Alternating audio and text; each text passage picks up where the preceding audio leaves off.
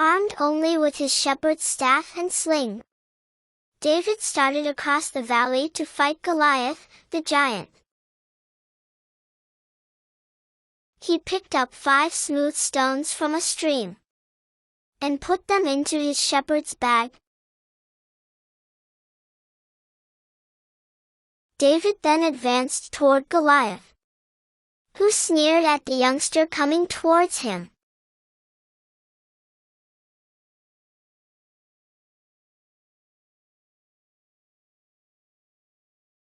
Am I your dog, that you come after me with a stick? The giant shouted, and he cursed David in the name of his gods. Come over here, and I'll give your flesh to the birds and wild animals. David shouted back, You fight me with sword and spear and battle axe. I fight you in the name of God, and his armies whom you curse and mock. Today God will hand you over to me, to kill and cut off your head. Then the whole earth will know that there is a God in Israel. And everyone gathered here will learn that God doesn't save by the sword or spear. This battle belongs to God, and he will give you to us. That angered the Philistine even more, and he moved closer to attack.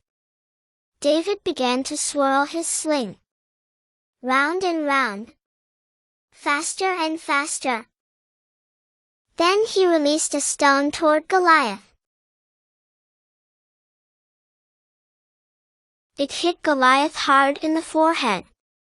The stone sank in, and Goliath stumbled and fell face down on the ground. So David triumphed over the Philistine with only a sling and a stone, for he had no sword.